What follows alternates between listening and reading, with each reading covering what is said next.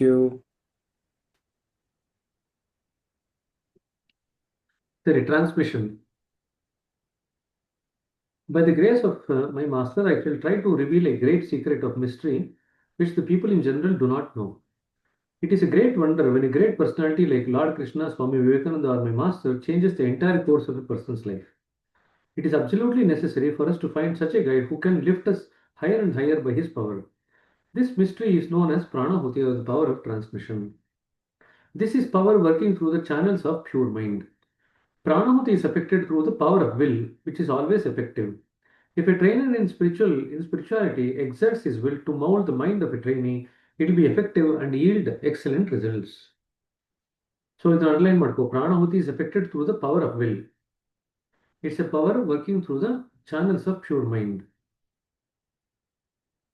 If a trainer in spirituality exerts his will to mold the mind of a trainee, it will be effective and yield excellent results.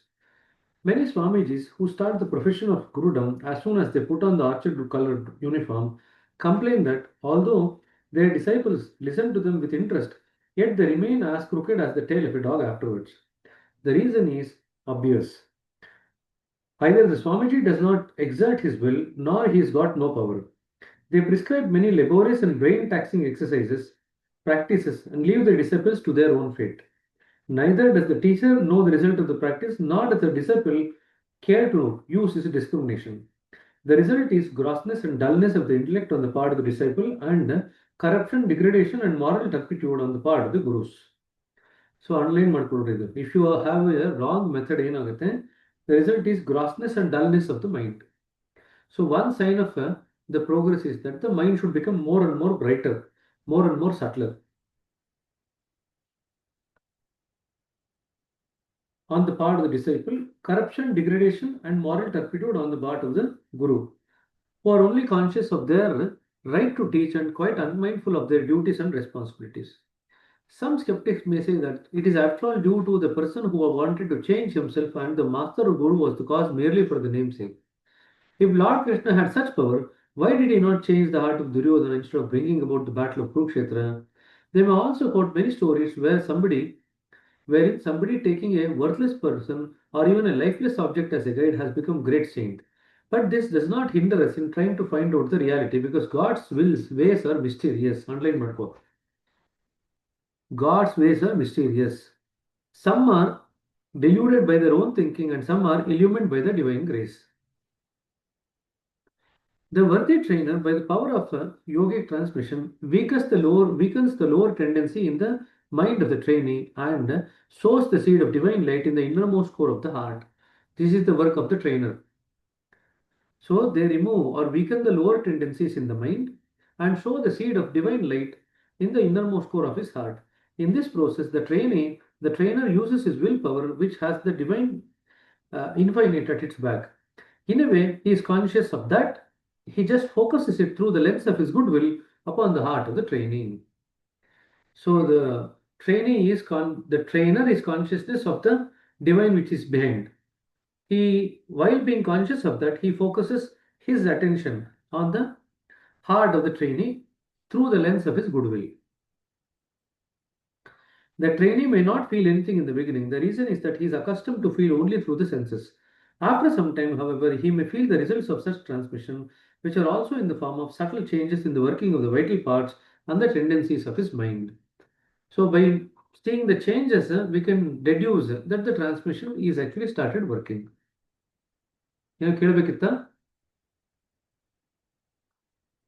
It's a matter of great regret and pity that this age-old practice of yogic transmission, originated and widely practiced by our ancient sages, have now gone into complete oblivion in the very land of its origin, where today only a few might feel inclined even to believe it. Some people try to ridicule it by misinterpreting it as nothing but mesmerism or hypnotism. He differentiates between mesmerism and hypnotism. The results of mesmerism or hypnotism are contrary to those of pranahuti. In these baser arts, the hypnotizer uses his willpower with the force backing of the material power. So, a difference in mesmerism or hypnotism, they both use the willpower. But what is backing the willpower is the material power in mesmerism or hypnotism. But in Pranahuti, it is backed by the divine power. The will of the hypnotized person is weakened and he finds himself dull and heavy hearted rather after he wakes up from the hypnotic training. So, what happens after hypnotism?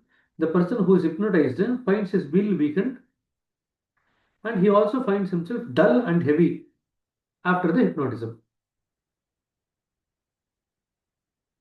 A disease may be cured or a particular tendency of minor nature may be suppressed to some extent, depending upon the power of the hypnotizer and the submission of the hypnotized. But the effect does not last long. This is the third difference. The effect does not last long. ಸ್ವಲ್ಪ ಓದ್ತಿರುತ್ತಷ್ಟೇ. The hypnotic power is developed by some internal mental or physical practices using material things or mental images as objects of concentration. These practices often lead one to mental deformity or insanity. Sometimes even physical deformities will be the results. A successful practice may, however, result at the most in the gain of some material power which is limited and useful only for the gratification of some kind of desires as long as it lasts. So he is describing what exactly happened in hypnotism. How do they actually get that power? ಅದೆಲ್ಲ ಕೊಡೋಣ. By using some material things or some thoughts as objects. So the effect is very limited to fulfilling some desires. ಇಷ್ಟ ಆಗುತ್ತೆ ಅದರಿಂದ.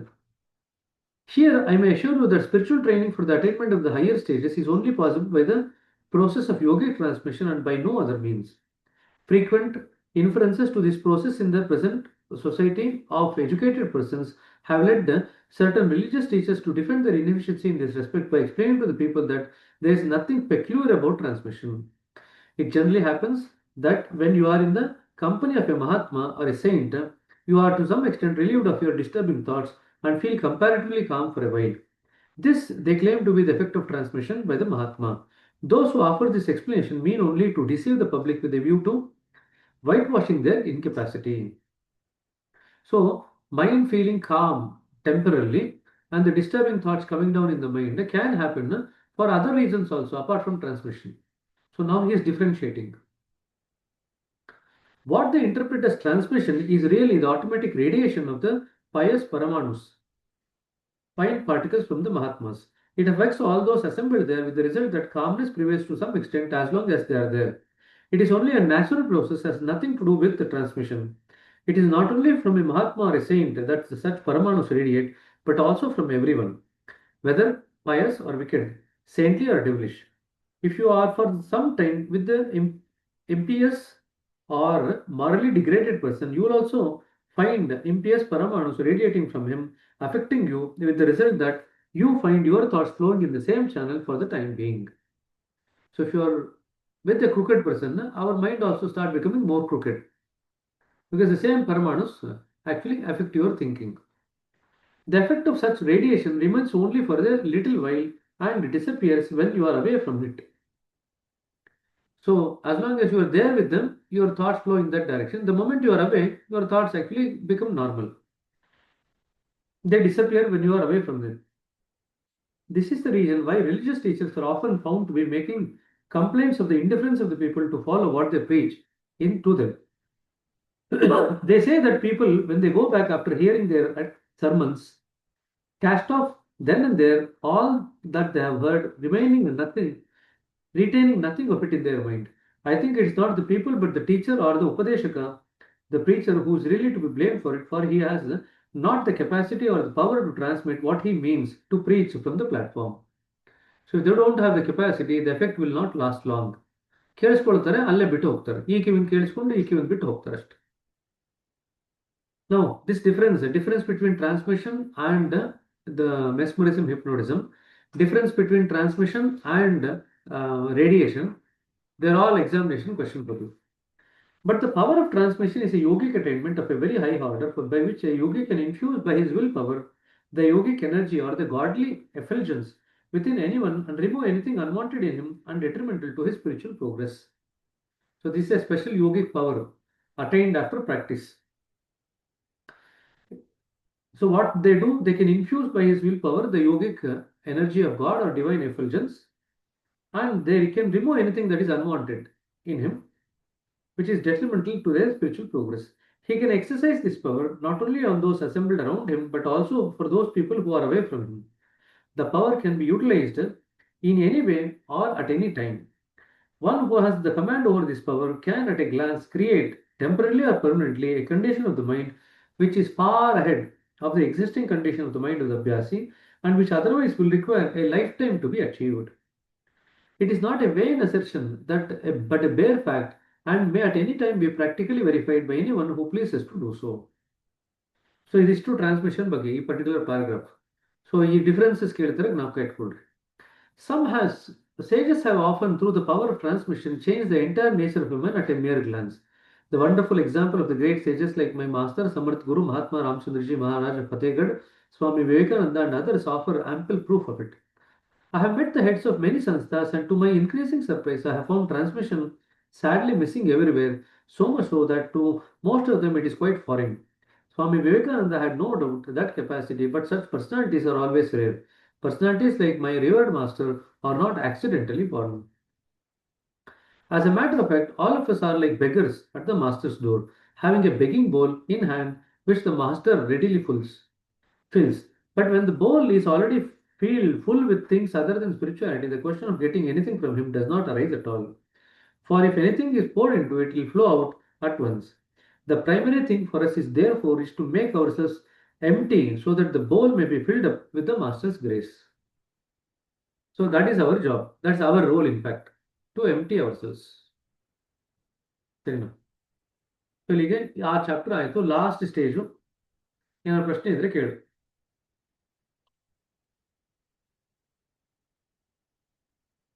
Tea ಕುಡಿಯೋರ್ಗು ಏನಾದ್ರು ಪ್ರಶ್ನೆ ಕೇಳು. Night dose of tea before you go to sleep. I have one. So transmission changes a person. That's true. We get to know the real goal. That is also true. But sometimes we may need to understand the other goal for what the nature has brought us.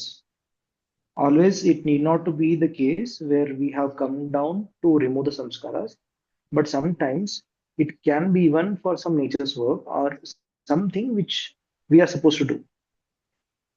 That is also a reality, and the ultimate is also a reality. So how ಈ ಕಾಲಕ್ರಮಣದಲ್ಲಿ ನಾವು ಅದನ್ನ ಹೇಗೆ sensitivity ಬೆಳೆಸ್ಕೋಬೇಕು, ನಾವು ಈಗೋಸ್ಕರ ಬಂದಿದ್ದೀವಿ, ಈ ಕೆಲಸ ಮಾಡಕ್ ಬಂದಿದ್ದೀವಿ ಅಂತ. ಸಂಸ್ಕಾರಗಳು ರಿಮೂವ್ ಆಗ್ತಾ ಆಗ್ತಾ we start going deeper into our subconscious.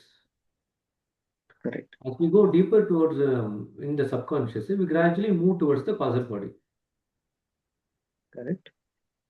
So part of the samskaras from the causal body is what we have brought down for this life. So when we worked out that particular plan for this life, it's when we were at the level of the causal body. So as you go nearer to the causal body, at some point of time, you will become aware, why are you here for? It happens automatically to everyone. You just need to go to that depth of subconsciousness more closer to the causal body. The more closer you go to the causal body, the plan that with which you actually came down at the time of birth will actually flash into your mind. This is why I'm here. So let me focus my entire life's energy on this particular thing. That is what you will do. So it's an automatic thing that happens as we progress in meditation. Why do we not remember those plans as of now suddenly? It is just that they are covered up with all the samskaras that we have formed in this life. So as and when those samskaras are removed, that plan actually comes to the surface. It becomes palpable, it becomes experienceable. Then your life gets a definitive direction. So now that you know the plan, you align that plan that originally the soul had at the time of the birth with the larger plan. Now that you know that this human life is for going towards the center. So you have that plan. So you become known, or you get to know about the plan for this life. What you will do now is align this plan with that plan. So when you start going towards that plan, which is going towards the Supreme Soul, this plan automatically gets fulfilled. Why you are here for. And it not only gets fulfilled, it also gets modified to the extent to fulfill the larger goal. That is what happens. ಎಲ್ರಿಗೂ ಆಗುತ್ತಿದೆ. Most of the people can actually get to know. In fact, when you get to know, you will actually, and as you progress spiritually, you will actually feel that the original goal that with you became for removal of the samskaras or any other thing that you actually come for is actually inadequate in terms of the utilization of this life form. So you want to utilize it for a larger purpose than what you had originally planned for. So the larger purpose of life now takes hold of your life. And this smaller purpose that which you came, whichever whatever may be the smaller purpose, you will actually kind of make it subsume under the larger plan. Sometimes people also get to know why they have come to this life. Like for example, Ramakrishna Paramahamsa, he knew why he had come. After he went to a certain level of meditation depth and then he realized he knew why he had come. He also knew how many disciples were going to come to him. So he was actually waiting for them. So those people who actually come down as messengers of nature, at some point of time they will get to know that this is their role. That is the reason why they have come down and they actually start fulfilling that role. But having said that, many people might also know, even if they are not messengers or if they're not conduits for nature's work, they'll still get to know why they have actually come down. Okay. Shall we continue? This last chapter, only 3-4 pages are there. Many things are repetition actually. Stages on the path of realization. The highest point of approach or the final goal of life is the state of complete negation, nothingness or zero. I have tried to indicate this in the diagram. At 23 circles ಇದೆಯಲ್ಲ, the concentric circles drawn around the center roughly denote the different spiritual spheres we have to cross during our progress. Beginning our march from the outermost circle, we proceed towards the center, crossing each circle to acquire the next stage. It is an immensely vast expanse. We take up the heart, which is the nucleus for meditation, and go on with it till the goal is attained. There are 5 points or subcenters in this heart region, which we pass through in the course of our journey. At each point, now he is talking about the 5 points in the Pinda Pradesh or heart region. At each of these points, the following 4 conditions are felt in this order. A peculiar state all over, awakening within the mind, a consciousness of the divine force pervading all over. So, a divine force is being felt, a peculiar state all over, awakening with the consciousness of a divine force pervading all over. Then, second is a divine state prevailing everywhere, absorbed with its remembrance. Second stage is divine state with remembrance. First one is divine force. Second one is divine state with remembrance. Third one, there is neither the feeling of the divine force nor that of remembrance, but only a feeling of negation. Fourth stage, everything is gone, no impression upon the heart, not even that of the experience. So ಇದು ಕೆಲವು ಸರಿ ಕೇಳ್ತಾರೆ, describe the 4 stage of progress ಅಂತ. Describe the 4 conditions that is felt at every point in your spiritual journey ಅಂತ ಕೇಳಿದಾಗ ಈ 4 ಬರೀಬೇಕಾಗುತ್ತೆ. So initially divine force, consciousness of the divine force pervading all over. Secondly, you have a divine state prevailing everywhere, absorbed in divine remembrance. Thirdly, there is neither the feeling of divine remembrance or the divine force and the feeling of negation. Fourthly, everything is gone, no impression upon the heart, nor even that of the existence. These 4 conditions are experienced in every region at every point. Under the Sahajmarg system of spiritual training, everyone passes through them, though perhaps only the more sensitive ones are able to feel all the conditions in their minutest details. These conditions go on getting more and more rarefied as we proceed through the various subcenters from the lowest to the highest. When we cross the 5th point, our passage to the Agna Chakra becomes straight. ಇಲ್ಲಿಂದ 5th point ಇಂದ straight ಆಗಿ ಹೋಗುತ್ತೆ ಮೇಲಕ್ಕೆ. The condition at this point is peculiar at the 5th point.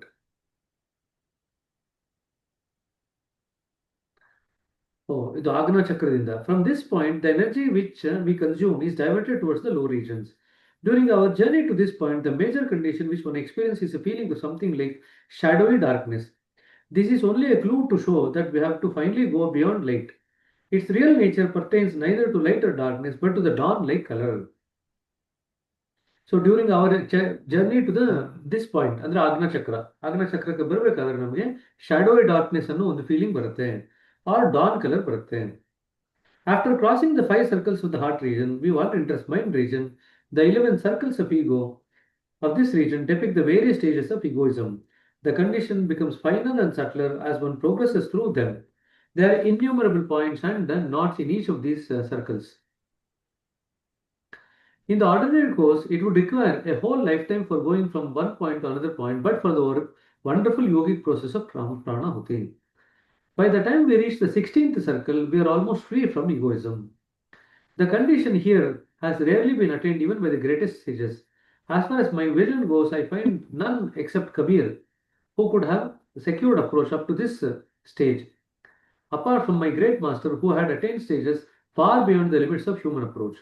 After this circus, what remains is one of mere identity still in gross form. So once you cross the mind region, you are actually now in the state of gross identity. Before reaching this point, we pass through the Virat region. Just one doubt. Hello. When we cross 12th point, what is the condition? I forgot the name. Condition is of settledness. We are there, but we are still not there. Jeevan Mukta. ಹೇಳ್ತಿರಲ್ಲ word. Jeevan Mrityu Sthiti. Feeling living dead.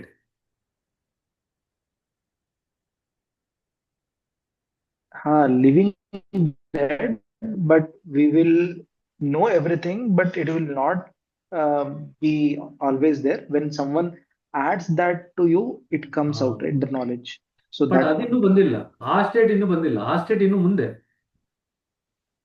What you experience is a Satpad at the 12th point. ಇಲ್ಲಿ ಕೊಡ್ತೀನಿ.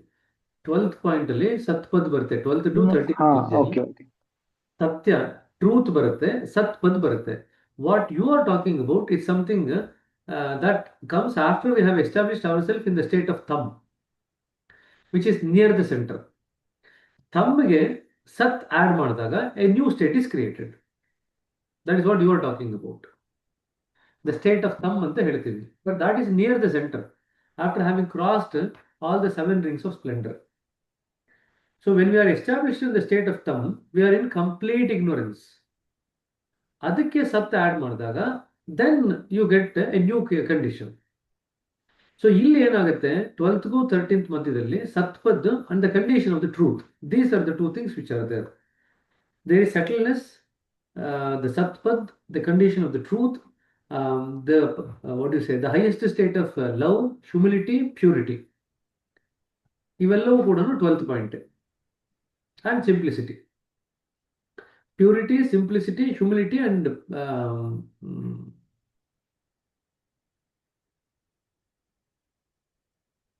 settledness.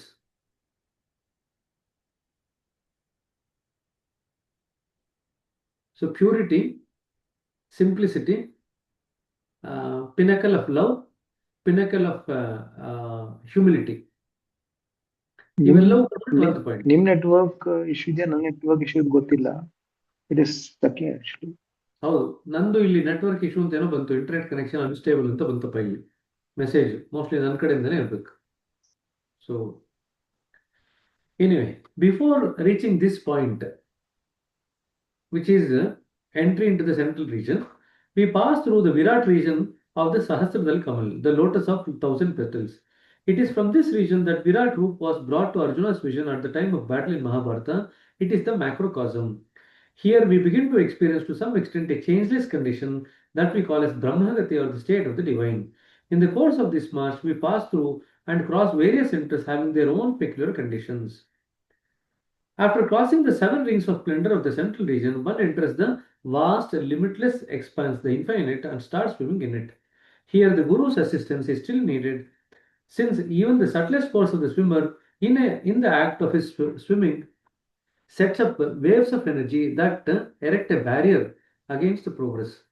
Only the experienced, capable, and watchful Guru helps in settling the waves and teaching the swimmer the art of light swimming, which is almost akin to floating but still not floating. Which type type of swimming that does not set up opposing waves. The guru also helps to keep the swimmer from slipping and enjoying the state of light swimming, which will impede further progress and takes him on the further journey. So light swimming ಮಾಡ್ತಾ ಮಾಡ್ತಾ light ಸ್ವಿಮ್ಮಿಂಗ್ಗೆ ಇಷ್ಟ ಆಗ್ಬಿಡುತ್ತೆ. ಅಲ್ಲೇ swimming ಮಾಡ್ಕೊಂಡು ಕುತ್ಕೊಬಿಡೋಣ ಅಂತ ಅನ್ಸುತ್ತೆ. ಸೆಂಟ್ರಿಗೆ ಹೋಗೋದೇ ಇಲ್ಲ, ಬರ್ತೇ ಹೋಗ್ತೆ. ಇಲ್ಲೇ ಲೈಟ್ ಸ್ವಿಮ್ಮಿಂಗ್ ಚೆನ್ನಾಗಿದೆ, ಇಲ್ಲೇ ಮಾಡ್ಕೊಂಡಿರೋಣ ಅಂತ. ಆಯ್ತು. Now we reach the sphere of the dormant center, which also seems to be enclosed by something like a ring, which is the last. For the sake of expression and experiment, I once made an attempt to enter into it, but a sudden, strong, and forceful push threw me back. Though I was able to get a moment's peep into it, this has made me conclude that this is perhaps the last possible limit of human approach. I wish everyone to have access up to it and beyond it, if at all possible. The form of gross identity, as I have called it, has all the time been getting finer and subtler up to the last possible limit. We have now secured a position which is nearmost to the center, and it's the highest possible approach of man. Here we are in close harmony with the very real condition. When one gets in close touch with Bhuma, the ultimate or God, or the in the absolute state, what or where he is beyond his understanding. Complete merging into the center of the Almighty is, however, not possible, since it is essential to maintain a nominal difference between God and man. Such is the extent of possibility of human achievement which one should fix his eyes upon from the very beginning if he wishes to make the greatest progress on the path of realization. Very few among the saints or yogis ever had any conception of it. In most cases, the farthest approach was up to the second or the third circle. It is unfortunate that even at this very early stage, they sometimes considered the achievement to be very great. I have given all this only to enable people to judge the so called great doctors of divinity who are said to have attained perfection and are generally accepted as such by the ignorant masses who judge their worth only by their outward appearance or elegance. ಸರಿ, at last ಇದನ್ನು ಮುಗಿಸೋದಪ್ಪ. ಎಷ್ಟು ದಿವಸದಿಂದ ಇದು ಹೇಳ್ತಾ ಇದ್ವಿ ನಾವು. So next efficacy of ರಾಜಯೋಗ ಓದ್ಬೇಕು. So Maya is the heart region. The stages of ego is the head region, is it? Heart region ಅಂದ್ರೆ Stages of Maya. Mind region ಅಂದ್ರೆ 6th point to 12th point. There you have 11 circles of ego. Okay. Mind region ಅಂದ್ರೆ 11 circles of Then ego. then 12th to 13th point is the central region. Once you enter into the central central region, you have the region. 7 rings of splendor. ಅದಕ್ಕೆ first 5 ಇದರಲ್ಲಿ 5 circles of Maya, so 5. 11 circles of ego, so 11 plus 5 16. Then 7 rings of splendor, what to 23. So 23 circles. The center also has a ring around it, but it's not considered as a circle. There's a ring around the center also. ಸರಿನಾ?